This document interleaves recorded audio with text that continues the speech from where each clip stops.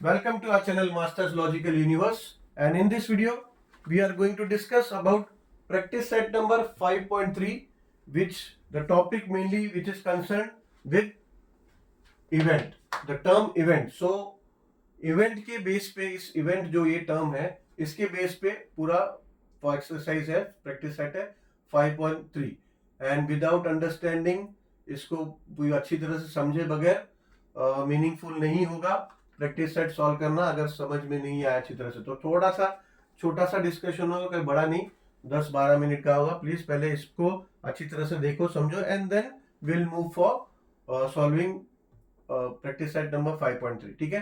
So event, what exactly event is? The outcomes satisfying particular conditions are called favorable outcomes. यानी अगर हम कोई randomly experiment करते हैं, ठीक है, रैंडमली एक्सपेरिमेंट किया तो उसके जितने पॉसिबल आउटकम्स है हम क्या करते हैं, सैंपल स्पेस में लिखते हैं, ठीक है, कि ये पॉसिबिलिटीज है, ये आउटकम्स आएंगे, और ऑब्वियसली उसका नंबर ऑफ सैंपल एंट्री लिखते हैं, ठीक है। मगर अगर समझो उस आउटकम्स के बेस पे भी कुछ क्वेश्चन पूछे जा सकते हैं, ठीक है, आगे है और अच्छी तरह से आगे समझ में आएगा, ठीक है, अभी जितना समझ में आ रहा है समझ लो।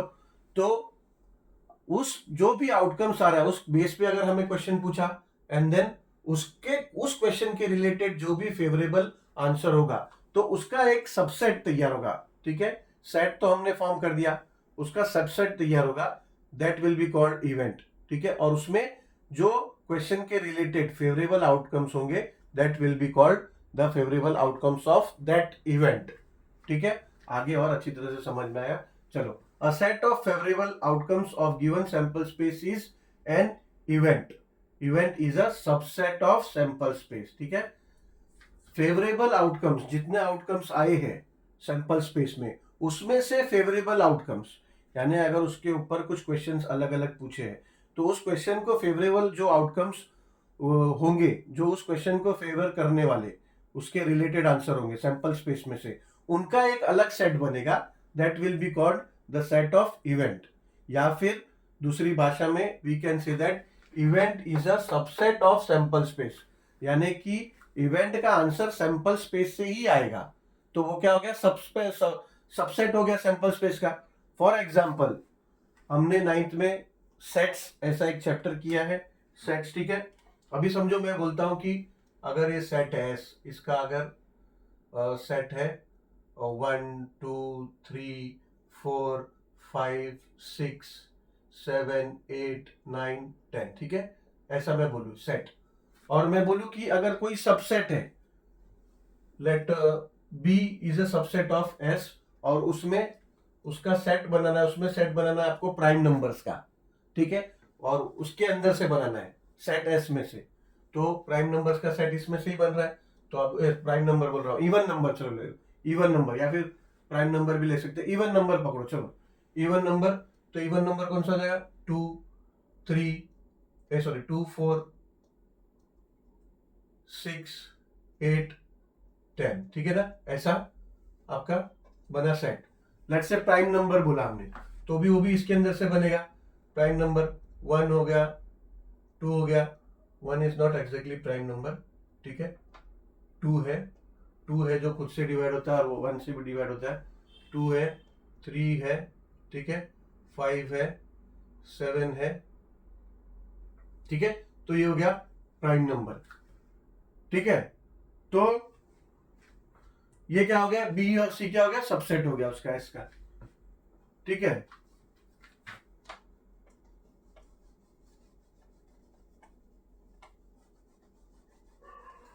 अभी हमने देखा, अभी हमें समझ में आया कि सबसेट का मतलब क्या हुआ। तो ऐसे ही इवेंट क्या है, event is a subset of sample space. अभी समझो तो आगे अगर इवेंट हमें लिखना भी है तो कैसा होगा, तो event is donated with the capital letter, for example A, ठीक है, event is donated with the capital letters, for example A, and the number of element of event A will be donated as N of element, अपना N of event A, ठीक है। जैसा sample space में हम लिखते थे, sample space is equals to, फिर उसके सेट में हम उसकी आउटकम्स की एंट्री करते थे and then number of sample points, ठीक है ना। ये देखो ये सैंपल स्पेस है और नंबर ऑफ सैंपल पॉइंट। ऐसे ही इवेंट में इवेंट ए और उसके जितने आउटकम्स होंगे and number of sample points is equal to ये, ठीक है। तो ऐसा डिनोट होगा, ठीक है। अभी देखो अब और ज्यादा अच्छी तरह से क्लियर होगा एग्जाम्पल जब हम देखते हैं। एग्जाम्पल है कि for example 2 coins are toss simultaneously. Simultaneous मतलब एक ही समय पे 2 कॉइन अगर टॉस किया तो right the sample space and number of point, number of sample point. Also write the event in set form and write the number of sample points in each element. अभी फिलहाल के लिए also write the event, ये वाला topic छोड़ दो, पहले खाली सैंपल स्पेस का देखो। अगर सैंपल स्पेस अगर आप देखो 2 कॉइन साइमल्टेनियसली टॉस करोगे तो पॉसिबिलिटीज क्या है, क्या क्या आउटकम्स आएंगे। तो उसके सैंपल स्पेस में क्या आएगा सेट में कि head head, head tail, tail head या फिर टेल टेल, ठीक है। 4 आउटकम्स आ सकते हैं, 4 पॉसिबिलिटीज है। या तो दोनों कॉइन हेड आएंगे या तो दोनों कॉइन टेल आएंगे, या तो एक टेल आएगा पहला दूसरा हेड आएगा, या तो पहला हेड आएगा दूसरा टेल आएगा, ठीक है। ऐसे 4 आउटकम हो सकते हैं। अब इस बेस पे देखो आगे इवेंट के क्वेश्चंस क्या है, ठीक है।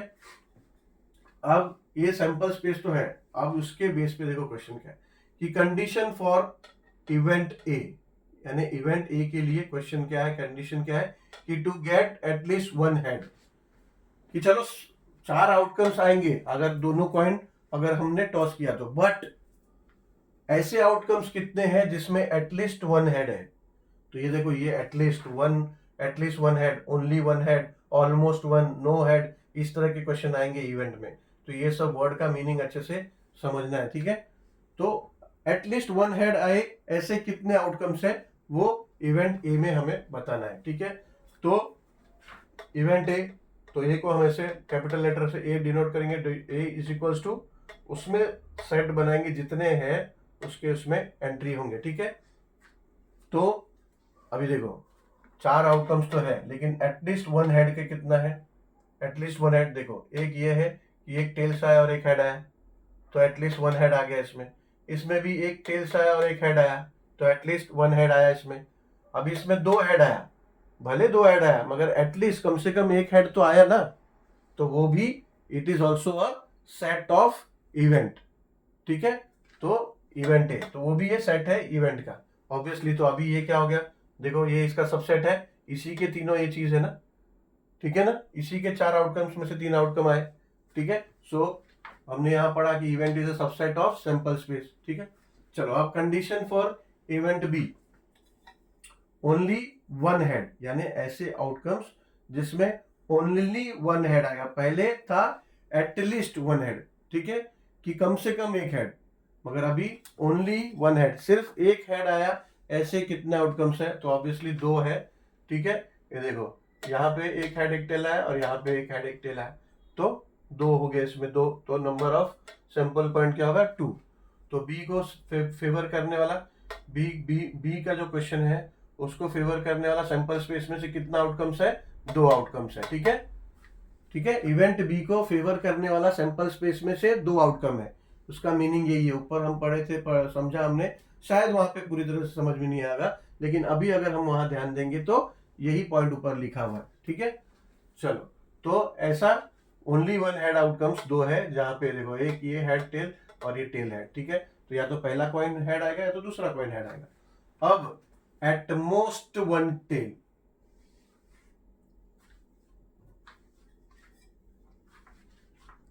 ये इवेंट सी है ना, एटमोस्ट, ये एटमोस्ट है ना, ये एटमोस्ट को बहुत अच्छे से थोड़ा अच्छे से समझो, क्योंकि मैक्सिमम कंफ्यूजन है ना, ये एटमोस्ट बहुत कंफ्यूजन करता है, ठीक है।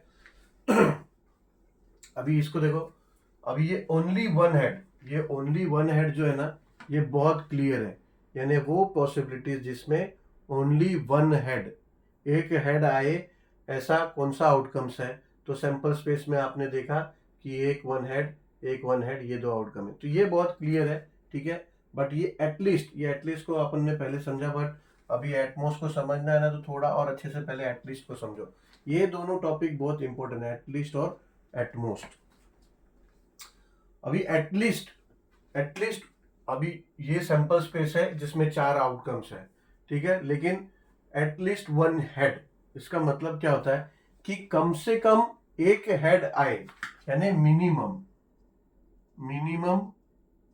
एक हेड आए, ऐसा आउटकम्स कौन सा है?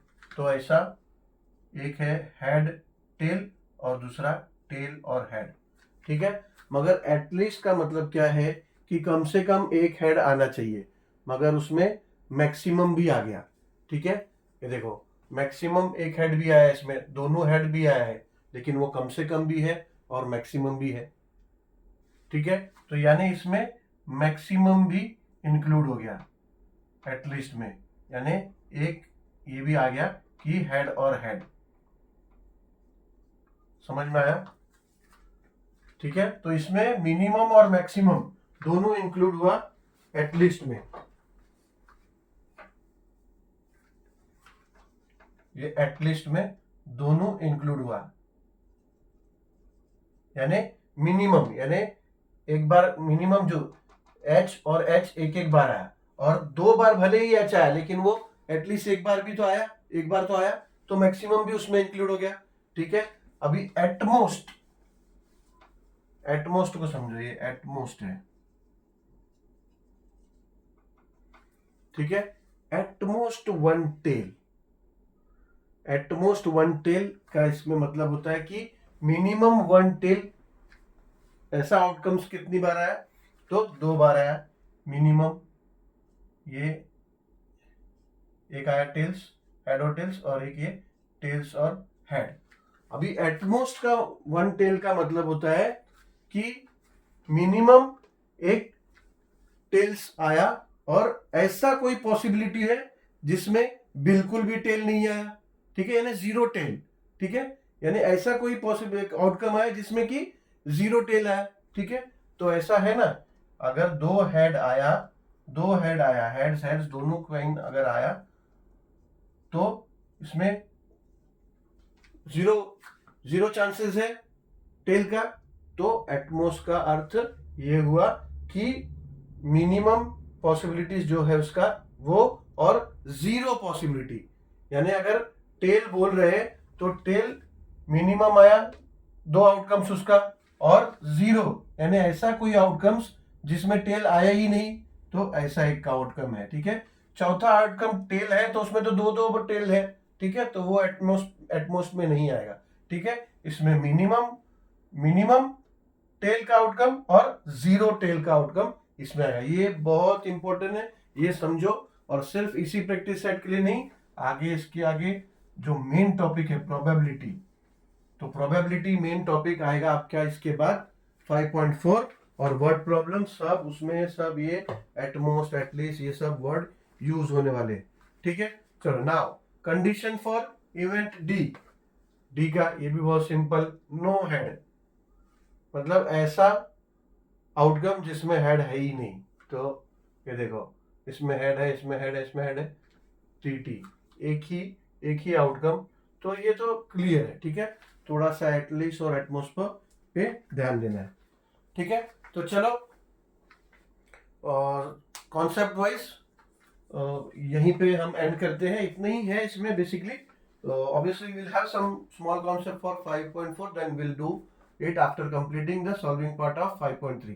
Chalo, thank you very much for watching this video, and meet you soon with practice set 5.3 solution part. Chalo.